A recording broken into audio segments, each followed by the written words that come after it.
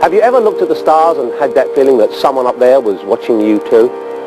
Ever wondered how, with billions of galaxies like ours in the cosmos, we could possibly be alone?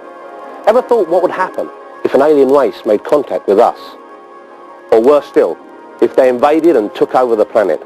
Well, get ready, because all those questions are about to be answered in First Contact, a brand new blockbusting science fiction action adventure coming soon to cinemas across the galaxy. Country. Here we go. Quiet, please. Roll it. C marker. Action! In this exclusive preview, we'll be finding out some of the story, talking to the cast and crew, and taking a look at some incredible special effects sequences, so complicated that they're not quite finished yet. We'll also be flashing up additional information in data blasts, like this. You can read them by rewinding your video and using the pause button to freeze on those particular frames. Then, at the end, we'll be asking you questions in an exclusive Star Trek competition where you could win thousands of pounds worth of prizes. All right, let's get ready for picture. Stand by, please. First Contact primarily features the cast of the smash hit movie Star Trek Generations, including Patrick Stewart as Captain Jean-Luc Picard, Set a course for Earth. Maximum warp. LeVar Burton as Chief Engineer Geordie LaForge, Briggs, we have a new problem! Michael Dorn as Commander Worf, Gates McFadden as the ship's doctor, Beverly Crusher. All right, let's move them out. Let's go. Marina Sirtis as Councillor Deanna Troi. Your family history is very important to you. Brent Spiner as the sophisticated android Data. Yes! And Jonathan Frakes as Commander William T. Riker, who also makes his debut as a feature film director with the new movie. Action! Engage! But while the new film borrows elements from the rich 30-year history of Star Trek, First Contact is no ordinary Star Trek movie. For one thing, Captain Kirk is history. And even the old Enterprise has gone to the breaker's yard.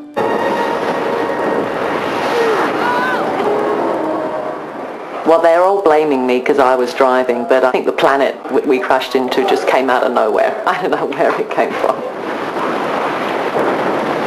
Star Trek First Contact is the first of a new breed, cutting loose from the original film and television series with a brand new Starship Enterprise and a thrilling story that will have you on the edge of your seat. In First Contact, the future history of mankind is under threat from an alien race called the Borg. Computer, give me everything you have on the Borg, and I don't want to hear about Swedish tennis players. The Borg are these beings that are half human and half machine. There was always something unsettling about a half-human, half-machine. Well, they look almost human, and that's, I think, what makes them most scary.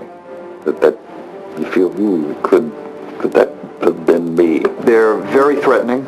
They're kind of scary. They're more like a swarm than a specific individual. They fly in cube-like ships that are quite impenetrable. And they're a group that savagely assimilate worlds and people like a swarm of ants going across a picnic table. They assimilate everything in their paths and say, we want you to be like us, and we're right, and we don't care about your point of view or anything. It looks like the control deck's 26 up to 11. They'll assimilate the Enterprise and then Earth. They're unstoppable. They're able to adapt to almost any weapon within seconds. They're very technologically advanced. The Borg are clearly not pleasant folks. I think the Borg are the coolest bad guys we've ever met on Star Trek.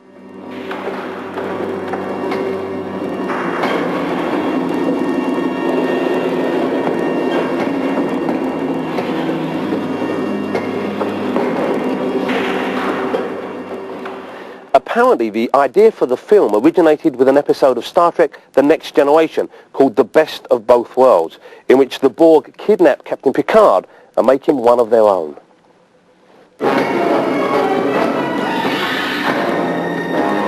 Jean-Luc.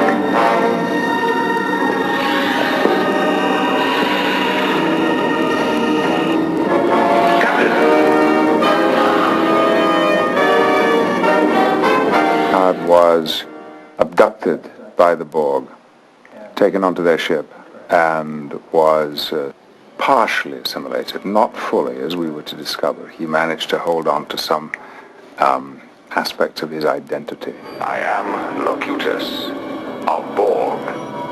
Resistance is futile. Your life, as it has been, is over. From this time forward, you will service us.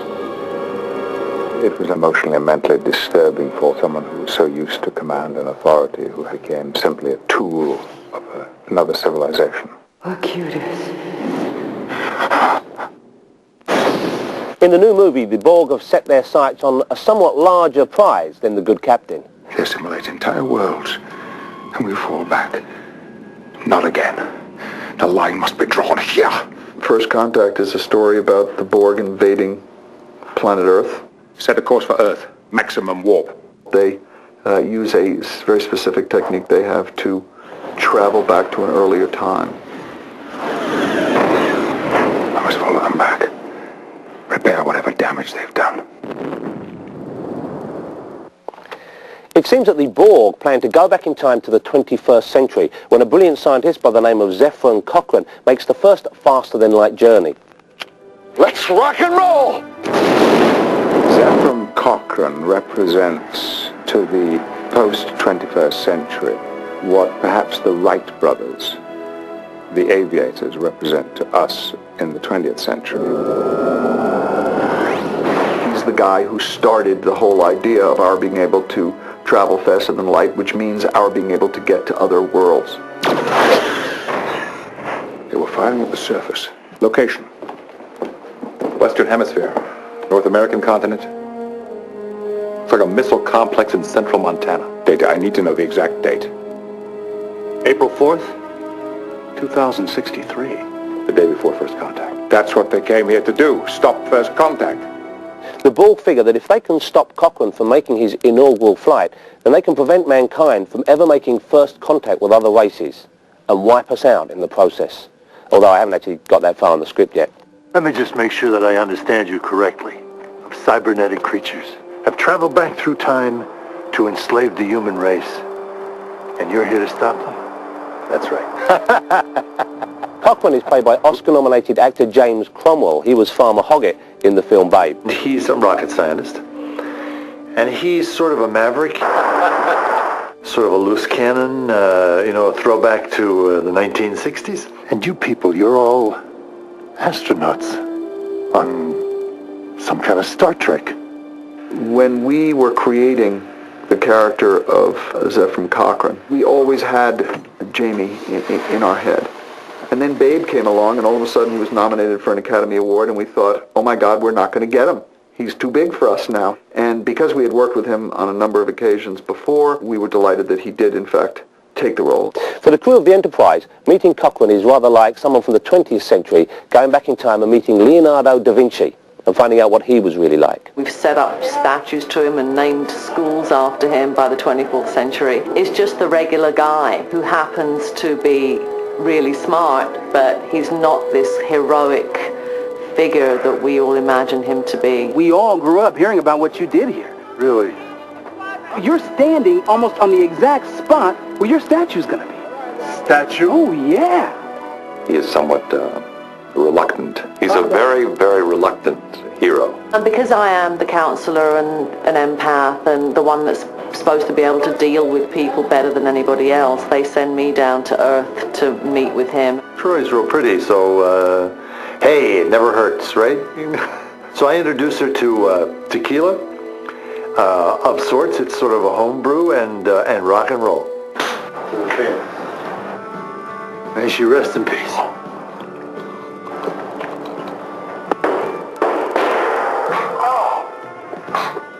To see Counselor Troy under the influence of 5 or 6 shots of tequila is worth the price of admission alone.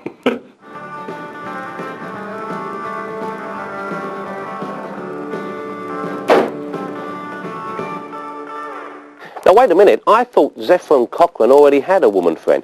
That's right, she's Lily Sloan, played by another Oscar nominee, Alfre Woodard. I got a script, and so I read it, but within the first 10 pages, I was hooked, and I was reading like I was reading narrative, like I was reading a book, and it was thrilling, it was exciting, and you find yourself like really pulling for people. Alfre's character is rescued from 21st century Montana during the Borg attack and taken aboard the Enterprise, which was built 3 centuries after her time. She doesn't know where she is when she's on the Enterprise.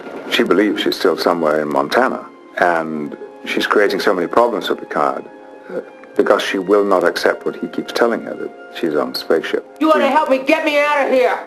I think she's a bit of a romantic adventurer, but she's been trapped by her circumstance and where she lives. Once she gets comfortable with Picard, I think she's in awe of this ship.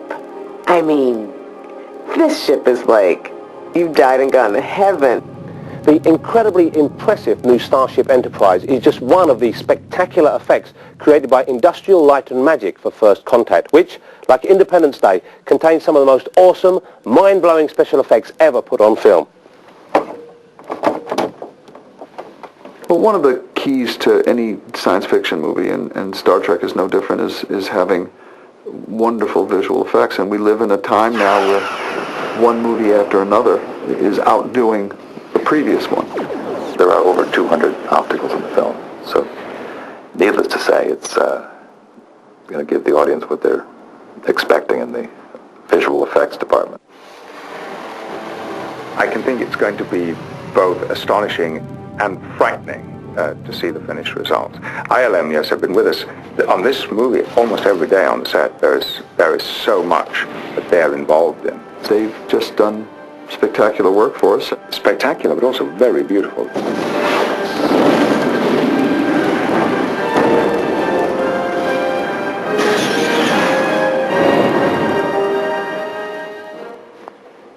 Many of these scenes are still being worked on, so you're really getting a sneak preview of some of the action from the film.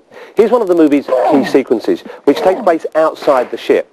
It was decided to film these scenes at full scale, requiring a massive set to be built. So much is now being done electronically in the way sets look, you know. But our sets were there. They were built. How are you doing, Mr. Worf? Not well, sir. Try not to look at the stars. Keep your eyes on the hull. It's a tiny detail on the ship, but because our ship is so big, it's a huge space. I mean, it's big. I mean, we're on a big stage and it's a big set, but once the boys at the special effects people get their hands on it, it's going to be a spectacular scene.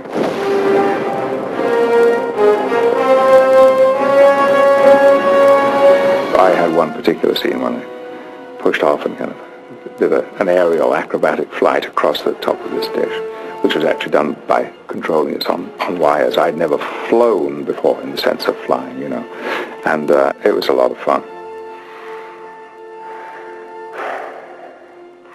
First Contact uses a dazzling combination of computer-generated effects, miniatures, and, as you just saw, full-scale sets. But not all of them are designed to represent the future. The new Enterprise is fitted with a virtual reality device called the holodeck. The holodeck can simulate any environment or recreate any era in history with incredible accuracy. For example, right now, I'm in the holodeck on board the Enterprise in what is a remarkably realistic recreation of a late 20th century television studio. Are you with the film crew or with the Enterprise crew? Not, sir. Using the holodeck, Picard and his crew have travelled virtually everywhere. From Victorian England. Interesting. To the Old West. Looks like Sheriff Worf's here to arrest me. To the deck of an 18th century ship. Remove the flag!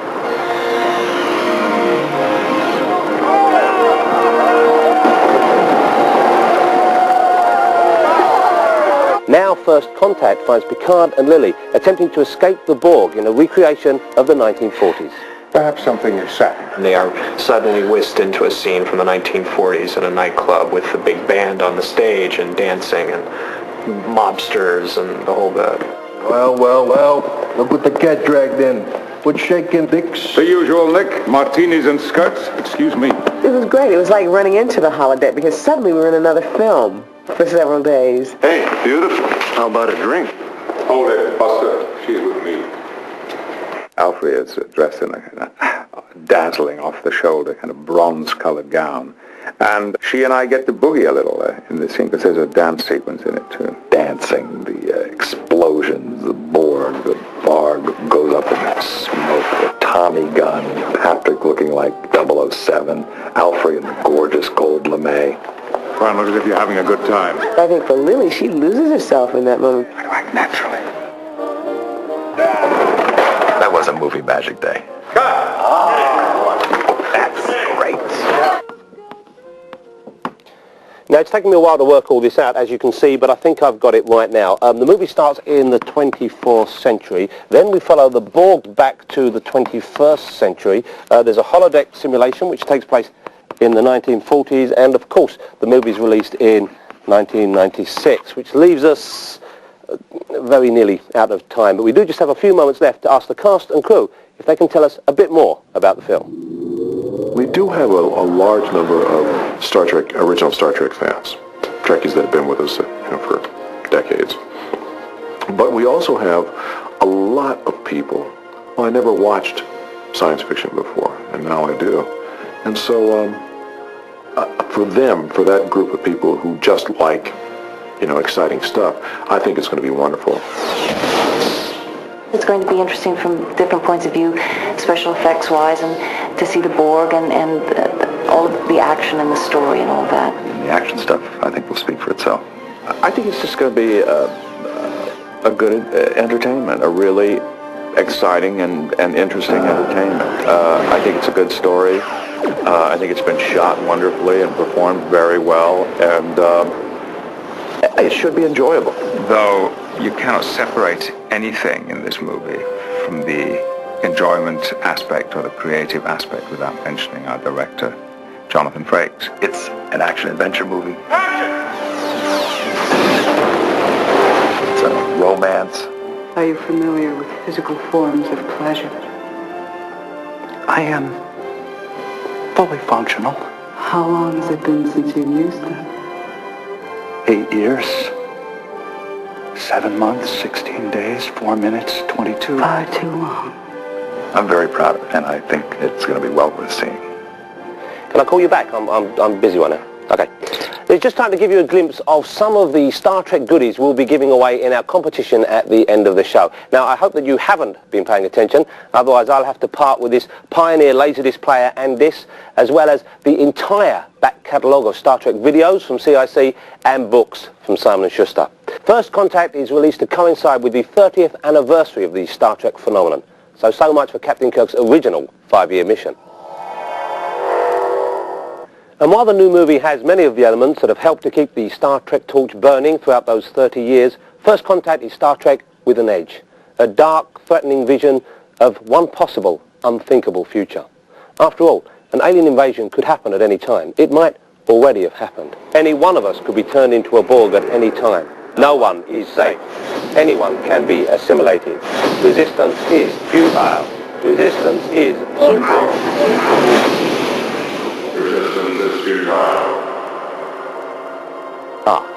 Well, unfortunately, Jonathan Ross is not quite himself at the moment, but here are the details of the Star Trek competition he mentioned earlier in the program. One lucky viewer will win a state-of-the-art Pioneer Laserdisc player and a fantastic selection of Star Trek Laserdiscs from Pioneer. The entire back catalogue of Star Trek videos from CIC is also up for grabs in 3 separate prize packages. The first contains the entire original series together with the first 7 feature films.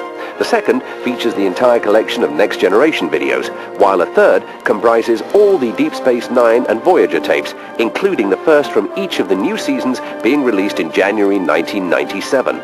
Finally, yet another lucky viewer will win the back catalogue library of Star Trek publications from Simon & Schuster. To win one of these great prize packages, just call 0894 123 321 and answer 3 Star Trek trivia questions. The answers can be found in the Data Blast sections of the video you've just seen. To read them, you need to rewind the tape and pause on the relevant sections. The number to dial is 0894 123 321. Lines will be open from December the 11th, 1996 to January the 31st, 1997, and calls cost 25p. Good luck. In his nightmares, he can see them. In his mind, he can hear them. Locutus. In his soul, he can feel them. I've just received a report from Deep Space 5. Long-range sensors have picked up... Yes, I know. The Borg. Set a course for Earth. Maximum warp. Now, in Earth's darkest hour, he must fight them again. Captain, Earth. Life signs?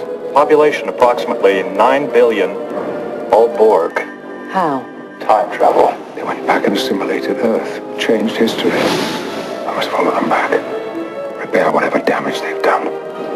But this time, they must travel to the past. April 4th, 2063. To save our future. You're all astronauts on some kind of Star Trek. They invade our space, and we fall back. They assimilate entire worlds, and we fall back. Not again. The line must be drawn here. It looks like the control deck's 26 up to 11. Mr. Data and I are returning to the ship. Don't let them touch you! Captain! Data!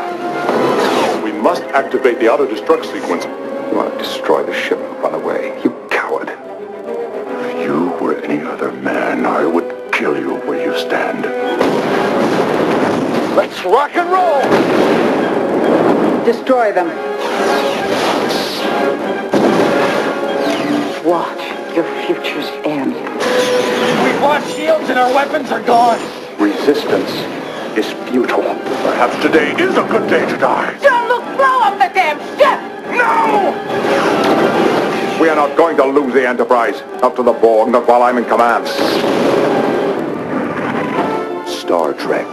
First Contact.